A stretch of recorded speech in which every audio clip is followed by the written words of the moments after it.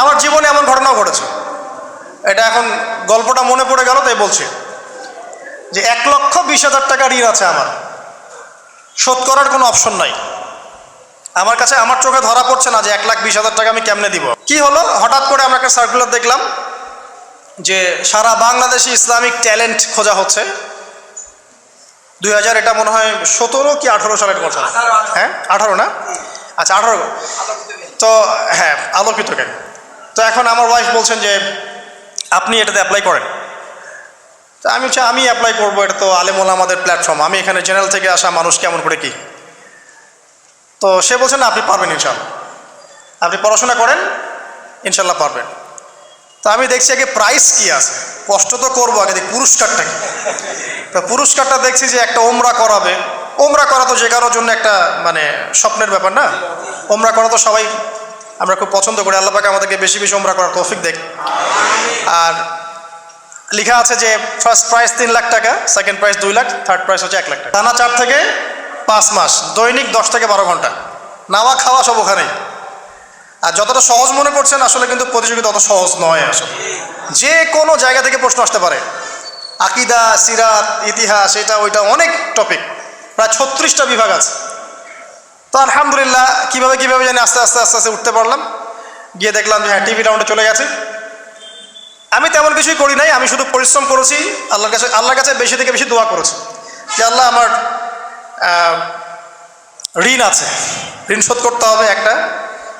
এবং আমি চাচ্ছি যে এই প্রোগ্রামের মধ্য দিয়ে দিনের একটা বড় সার্কেল পাওয়া যায়, দিনী প্ল্যাটফর্ম পাওয়া যায়। তো আলহামদুলিল্লাহ আল্লাহ পাকের ইচ্ছায় সেখানে একটা ভালো রেজাল্ট হলো এবং সেখানে ওমরাও করা হলো আলহামদুলিল্লাহ। এবং ক্যাশ তারা খুব তাড়াতাড়ি দিয়ে দিয়েছে। আমি পুরো ক্যাশটা আগে পেয়েই আগে ঋণটা শোধ।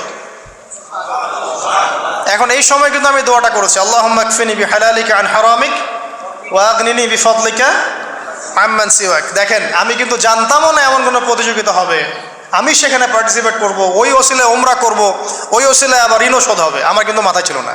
আপনি যে ব্যাংক থেকে 3-4 কোটি টাকার লোন নিয়ে রাখছেন, লাখ লাখ টাকা লোন নিয়ে বসে আছেন, দিব্যি সুখে বসে আছেন, এমন চিন্তায় যে আপনার মৌত হবে না। আর নবী সাল্লাল্লাহু আলাইহি ওয়াসাল্লাম সময়ে একজন মারা যাচ্ছেন, তিনি বলছেন তোমরা জানাজা পড়ে নাও, আমি জানাজা পড়তে চাচ্ছি না। মানে ঋণগ্রস্ত ব্যক্তির জানাজাও তিনি পড়তেন না।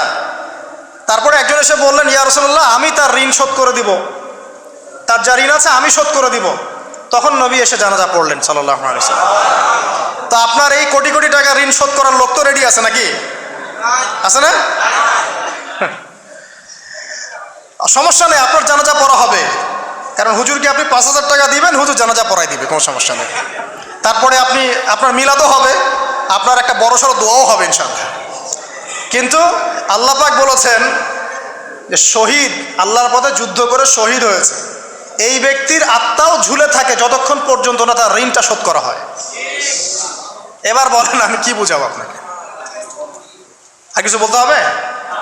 তো এখন সেই দোয়া শিখাচ্ছি আপনাদেরকে, যেই দোয়া শিখলে আপনারা ঋণ থেকে বাঁচবেন ইনশাআল্লাহ। কত দিবেন বলেন?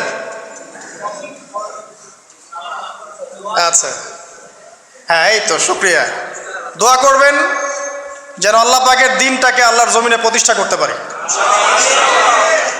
আমার সাথে বলেন, দোয়াটা হচ্ছে আল্লাহুম্মা ইকফিনি বিহালালিকা আন হারামিকা ওয়া আগনিনি বিফদলিকা আম্মান সিওয়াকা। এই দোয়াটা ছোট না, এটা মুখস্থ করবেন, সেজদায় পড়বেন, নামাজের সেজদায় পড়বেন, আত্তাহিয়াতু দরুদ শেষ তারপরে পড়বেন, নামাজ শেষে হাত তুলে করবেন, যখন তখন শেষ রাতটা করবেন, ইনশাআল্লাহ দেখবেন আপনার ঋণ বলতে কিছু থাকবে না ইনশাআল্লাহ। যদি থাকেও, বড় কোনো ঋণ থাকেও, আল্লাহ পাক অন্য কোনো মাধ্যমে এটা শোধ করার ব্যবস্থা করে দিবেন ইনশাআল্লাহ। ইনশাআল্লাহ। সূরা ওয়াকিয়া কোন সূরা? এটা কোন সূরা? ইযা ওয়াকাআতিল ওয়াকিয়া, এই সূরাটা যে ব্যক্তি রাতের বেলা পড়বে, একটা বর্ণনা এসেছে যে দারিদ্রতা আপনাকে স্পর্শ করবে না ইনশাআল্লাহ। এই যে সুদ খাচ্ছে কি জন্যে? টাকার জন্য তো নাকি? টাকা পয়সা ধন দৌলত করবেন, এই তো আপনার উদ্দেশ্য নাকি? এই জন্যই তো মায়ের সাথে জানা করছে, তাই তো? আল্লাহ বলছেন সূরা ওয়াকিয়া পড়েন, আপনার দারিদ্রতা দূর হয়ে যাবে ইনশাআল্লাহ। বিশ্বাস হচ্ছে না? রিজিক কার হাতে? না, রিজিক তো আমাদের হাতে। এটা মানুষ বিশ্বাস করে না আসলে, এটা মুখে বলে, মানুষ মুখে বলে রিজিক আল্লাহর হাতে। মানুষ যদি বিশ্বাস করতো রিজিক আল্লাহর হাতে, তাহলে মানুষ কেমন করে সুদ খাবে? ও মনে করছে রিজিক আমার হাতে, আমি যদি খাই সুদ তাহলে আমি গেইন করব, যদি না খাই তাহলে আমি দারিদ্রতায় ভুগবো নাকি? যদি আমি ঘুষ নেই তাহলে আমার উন্নতি হবে অর্থনৈতিক, যদি না নেই তাহলে আমি মরে যাব, না খেয়ে মরে যাব। যদি আমি দুর্নীতি করি তাহলে আমি বাঁচবো, আমার সন্তানরা ভালো থাকবে, যদি না করি আমি দারিদ্রতায় মরে যাব, তাই তো? এই কনসেপ্ট ছাড়া কেউ এগুলা কাজ এমনি করতে পারে নাকি? নিঃসন্দেহে আমরা মনে করি যে রিজিকের মালিক আমরা, আল্লাহ নয়। শুধু মুখের মধ্যে বলি যে রিজিকের মালিক আল্লাহ। রিজিকের মালিক যদি আল্লাহ হতো তাহলে আমি হালাল পথে থাকতাম এবং তাওয়াক্কুল করতাম যে আল্লাহ আমাকে যা রিজিক দিয়েছেন তা তো আসবেই, আসবে না? আসবেই। আমাকে আপনাকে যদি আল্লাহ পাক, কি বলবো, এটা কোন জেলা? লালমনিরহাট। লালমনিরহাটের 100 একর জায়গায় যত ধান হয়, এতগুলো ধান যদি আপনার আমল নামায় লেখা থাকে, মানে আপনার আমল নাম হচ্ছে রিজিকে, তাকদিরে আপনার তাকদিরে যদি লেখা থাকে যে আপনি 100 একর জমির ধান খাবেন তারপর মরবেন, আছে না লেখা? আচ্ছা, একটা দানা কম বেশি হবে? তা আপনি যদি আল্লাহর প্রতি তাওয়াক্কুলই করেন তাহলে আপনি হালাল পথে থাকবেন, বিশ্বাস করবেন যে আল্লাহ পাক যেটা লিখে রাখছে আমার তাকদিরে রিজিক, এর একটা দানা রেখেও আমি পৃথিবী থেকে যাব না, সিম্পল। তখন আপনার অন্য পথে যাওয়ার কোনো কারণ নাই। আর যখন আপনি বিশ্বাস করবেন না, না এটা আমার হাতে, আমি যত পরিশ্রম করব তত রিজিক বাড়বে, আমি যত ঘুষ নিব তত বাড়বে, যত সুদ খাবো তত বাড়বে, যত দুর্নীতি করবো তত বাড়বে, তখন তো রিজিকের এই পুরো দায়িত্বটা আল্লাহ পাক আপনার হাতে ছেড়ে দিবেন। আল্লাহ পাক আপনাকে কোনো বারাকা দিবেন না। ইয়ামহাকুল্লাহু রিবা ওয়া ইউরবিস সাদাকা।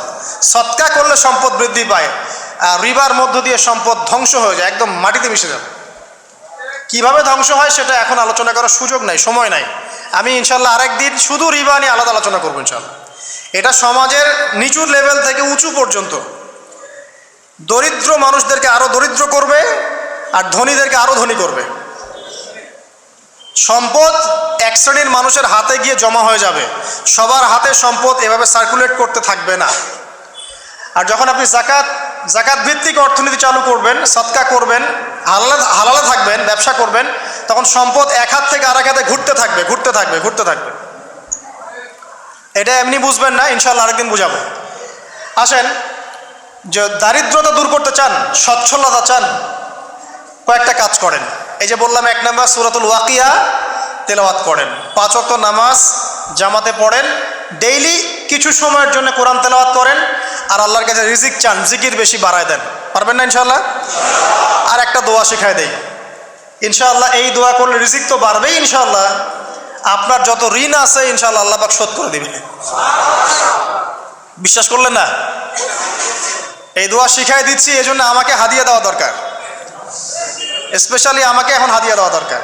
এটা গুরুত্বপূর্ণ দোয়া শিখাই দিচ্ছি। আলী রাদিয়াল্লাহু আনহু বলেছেন, কোনো ব্যক্তির যদি পাহাড়ের সমানও ঋণ থাকে, এই দোয়া যদি আমল করে আল্লাহ পাক ওই ঋণও শোধ করে দিবেন ইনশাআল্লাহ। ঋণ কেমন জানেন? ওই যে এখন মানুষ ঋণ নিচ্ছে 1 কোটি টাকা ব্যাংক থেকে, 2 কোটি টাকা ব্যাংক থেকে, হ্যাঁ, কত বছর? 10 বছরের জন্য, 20 বছরের জন্য বাড়ি করছে, তাই না? তার ধারণা এমন যে সে মারা গেলে তার ঋণটা কেউ না কেউ শোধ করে দিবে, তাই তো? আর আল্লাহর রসুল কি বলছেন দেখেন, একজন মারা গেছেন, নবী সাল্লাল্লাহু আলাইহি সাল্লামের সময় একজন মারা গেছেন। তো নবী করিম সাল্লাল্লাহু আলাইহি সাল্লাম বলছেন, এই ব্যক্তির কি কোনো ঋণ আছে? একজন সাহাবী বলেন, হ্যাঁ ইয়া রাসূলুল্লাহ, তো ঋণ আছে। নবীজি বললেন, তোমরা ওর জানাজা পড়ো, আমাকে ডেকো না। তোমরা ওর জানাজা পড়ে নাও, আমি জানাজা পড়তে চাচ্ছি না। আমি এখন কেমন করে আপনাকে বুঝাবো ঋণ কত ভয়ঙ্কর জিনিস? এটাই হচ্ছে আল্লাহ পাকের সেই আয়াত, ওয়া মান ইয়াত্তাকিল্লাহ ইয়াজআল লাহু মাখরাজা।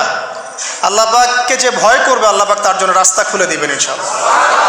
ওয়া ইয়ারযুকুহু মিন হাইসু লা ইয়াহতাসিব, এবং এমন উৎস থেকে আল্লাহ পাক রিজিক দিবেন যেটা সে কল্পনাও করতে পারে না। এটা আল্লাহ পাক তাওয়াক্কুল রাখেন জাস্ট। ওই ইসমাঈল আলাইহিস সালামের মায়ের মতো, হাজরা আলাইহিস সালাম ইব্রাহিম আলাইহিস সালামকে বলছেন, আপনি আমাকে এখানে ছেড়ে যাচ্ছেন কি জন্যে? ইব্রাহিম বলছেন, আল্লাহর আদেশে। তখন তিনি বলছেন, তাহলে আল্লাহ আমাকে ফেলে দিবেন ইনশাআল্লাহ। সেই মায়ের গর্ভ থেকে ইসমাইলের মতো সন্তানের জন্ম হলো, যেই সন্তানকে বাবা বলছে যে আমি তোমাকে জবাই করছি, স্বপ্নে দেখেছি, ফানজুর মাদা তারা, তোমার রায় কি? সে বলছে ইয়া আবাতি ফাআল মা তুমার, আপনাকে যে আদেশ করা হয়েছে আপনি সেটাই করেন। সাতাজিদুনি ইনশাআল্লাহু মিনাস সাবিরিন, ইনশাআল্লাহ আপনি আমাকে ধৈর্যশীল পাবেন। দেখেন কোন মায়ের গর্ভ থেকে কোন সন্তান। তাকে কি বাবা মানুষ করেছিলেন? না, তাকে তার মা মানুষ করেছেন। তো ওই রকম তাওয়াক্কুলকারিনী হাজারা আলাইহিস সালামের মতো মা যদি ঘরে ঘরে থাকে, বোন আর স্ত্রী ঘরে ঘরে থাকে, তখন ইসমাইলি প্রজন্ম আসবে ইনশাআল্লাহ।